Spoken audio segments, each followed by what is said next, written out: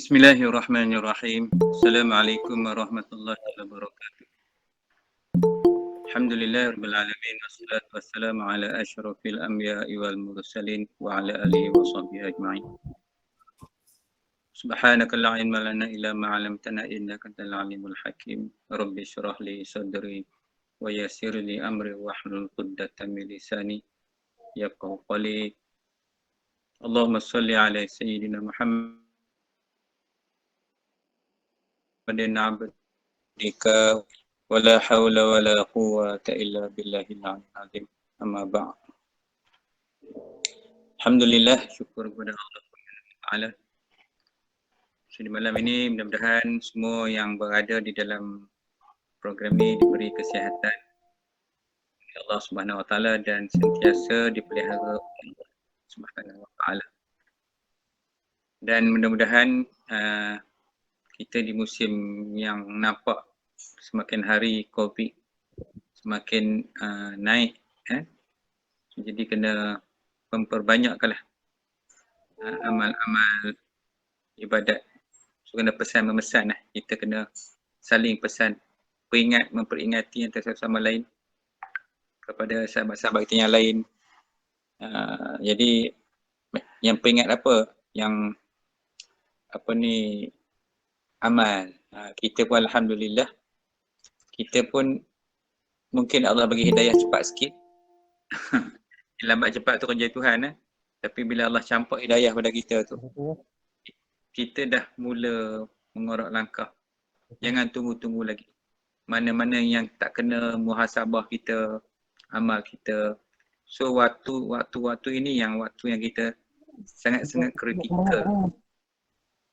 Waktu kritikal, agak cemas waktu macam ni. Kita kena bersegera kembali kepada Allah Ta'ala. Sebab yang menghantar COVID ni juga Tuhan. Kalau orang cakap konspirasi lah, apa-apa pun tak kisah. Cakap lah apa pun, tapi realiti dia, hakikat dia, semua tu datang daripada Allah. Allah yang menentukan, yang menetapkan bila masa berlakunya takdir yang dia akan turun ke atas kita. Inilah persiapan kita, persiapan untuk cuba yang terbaik, kan? Beramal dengan amalan yang terbaik. Kalau dulu sikit, kita memperbanyakkan amal kita balik.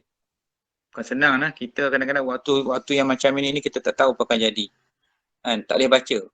Memang Nabi sebut akhir zaman akan berlaku fitnah-fitnah yang begini. Tapi fitnah yang mana kita tak tahu fitnah yang akan berlaku.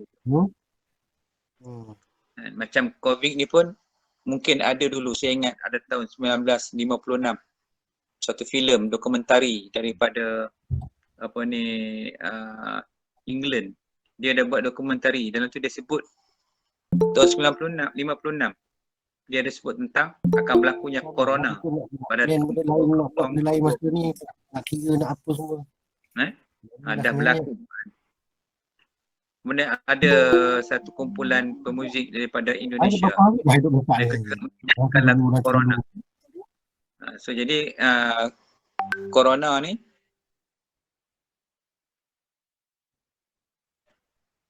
mungkin disebut kita tak tahu itu secara kebetulan ke ataupun benda yang memang ada sungguh perancangan-perancangan bagi tentera Dajjal laknatullahi alaih. Kita tak tahu yang itu, tapi itulah yang berlaku. So apa pun kita sedang berhadapan dengan wabak corona yang ada depan mata kita. Kita dah melihat, hari-hari kita dengar cerita tentang mungkin keluarga kita ataupun saudara mara kita, sahabat-sahabat kita yang terkena COVID, yang dimasukkan pusat kuarantin hospital, dan ada yang meninggal disebabkan asbab lah.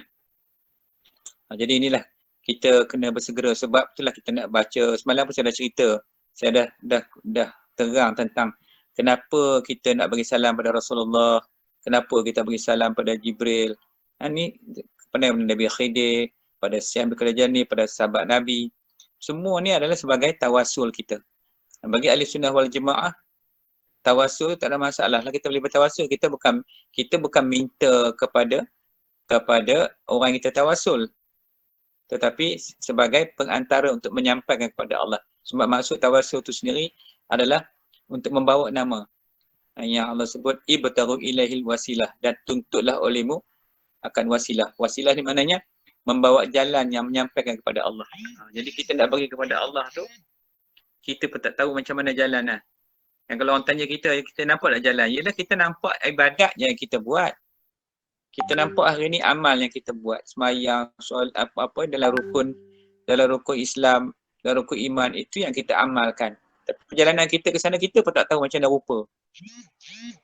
Sebab kita dah tak ingat. Masa kita datang kemarin dibawa oleh malaikat, roh kita turun tu kita nampak. Kita dapat lihat sebab kita belum bercantum dengan jasad. Bila bercantum dengan jasad, roh kita tu macam duduk dalam sangkar, macam dalam penjara. Roh tu dah tak kenal dah apa yang berlaku sebelum ni. Maka roh tu perlu diperingatkan balik satu persatu. Maka Allah utuskan Nabi dan Rasul, utuskan para Rasul datang ke muka bumi, peringat balik kepada umat-umat mereka akan jalan pulang kepada Allah.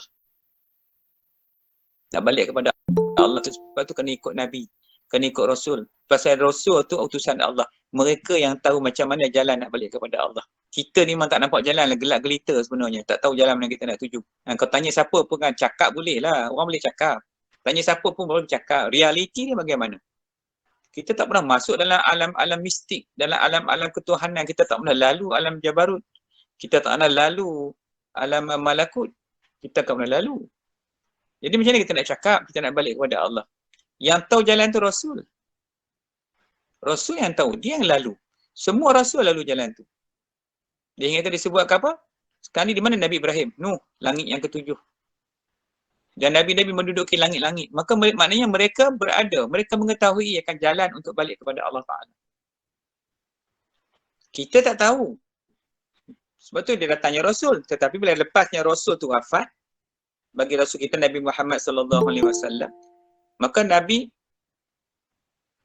menyebutkan pula, suruh duduk dengan ulama, rujuk pada ulama. Sebab ulama tu sebagai pengganti Nabi. Ulama warasatul anbiya tu. Ulama tu pengganti Nabi. Dan ulama ni memperanan, dia macam mana Rasul, cuma dia bukan Nabi. Kalau Nabi, kalau Rasul itu maksum.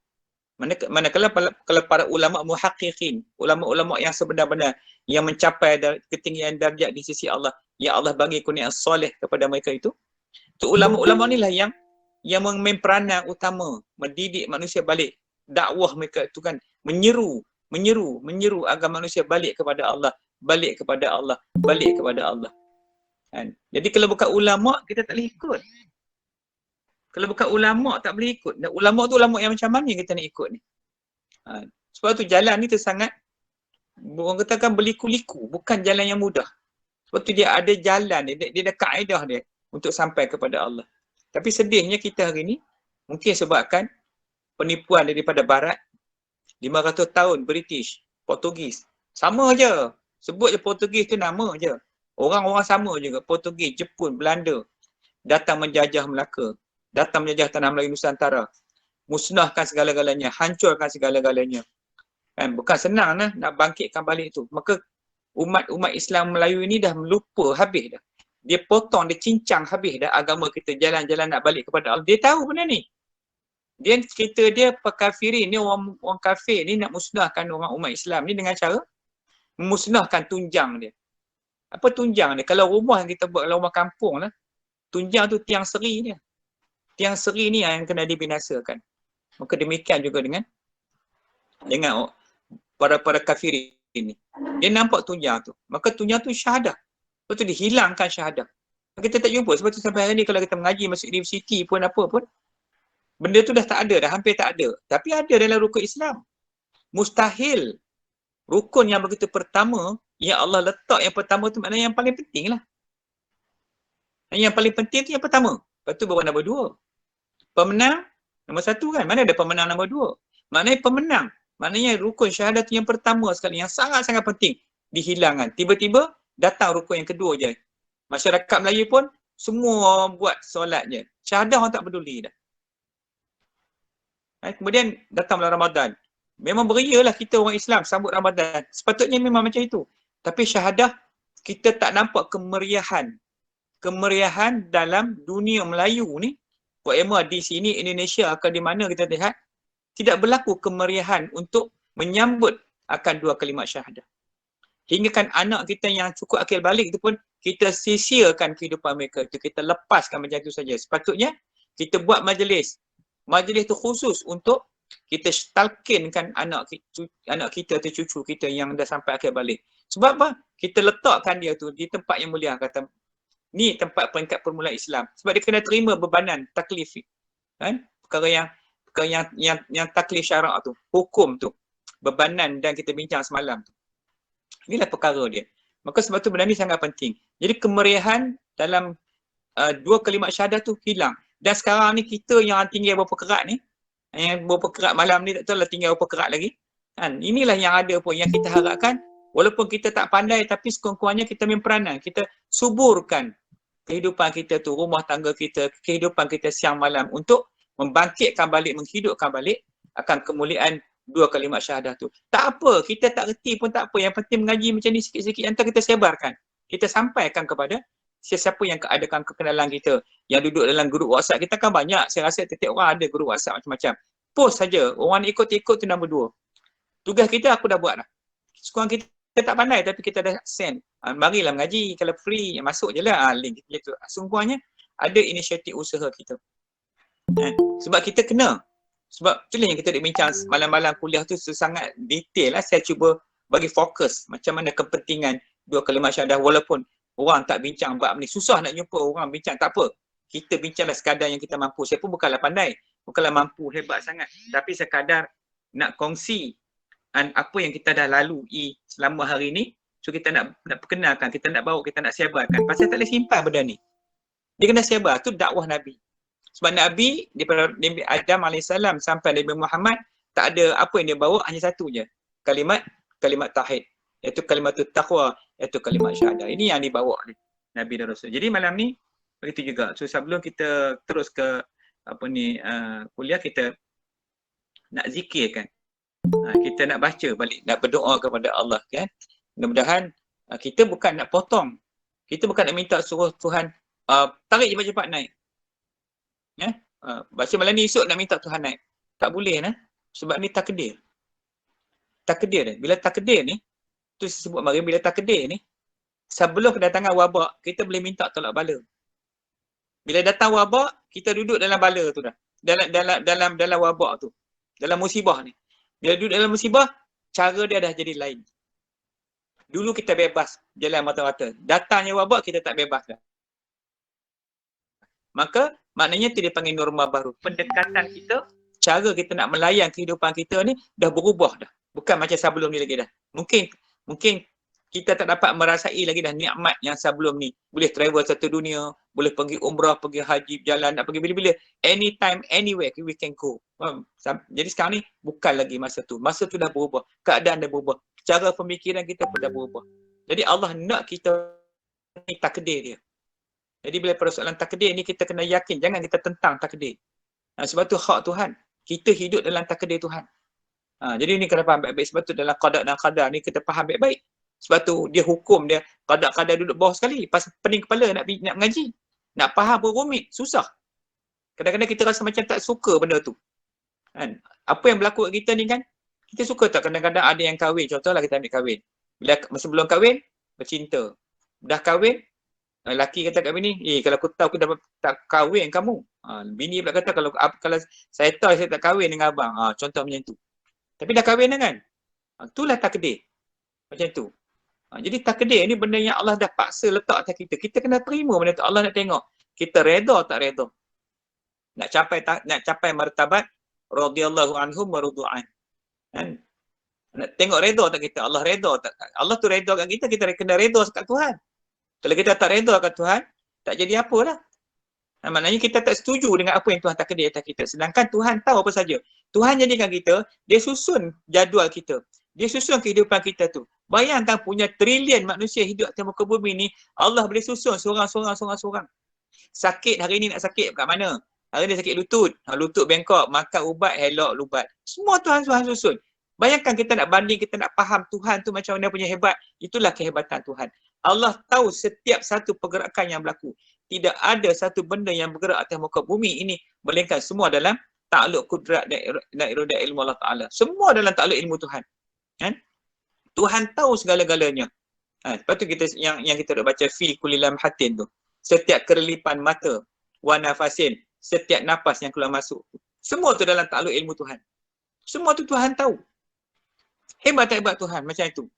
Nak mati bila siapa hari ni, besok nak mati siapa lagi, nak hidup ni siapa, nak lahir siapa. Semua dah disusun dengan cantik.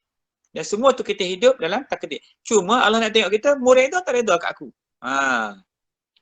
Ni dalam ngaji. Kalau iman tak dalam hati, siang malam dia merampus. Siang malam dia nak marah. Ada tak kena dengan dia? Tak puas hati itulah, tak puas hati dia. Allah hantar kat tempat kerja dia, tak puas hati. Nak pergi pindah sana pula. Besok bila Allah pindah tempat lain pula, dia tak puas hati tempat pindah baru pula. Baik guna tempat lama. Macam itulah manusia. Dia takkan puas bila-bila. Macam orang dapat duit lah. Dah naik pangkat jadi apa? Jadi jusa, dia jusa tak puas hati lagi. Nak tinggi lagi. Macam itulah. Tamaknya, gelojohnya manusia tu. Baik.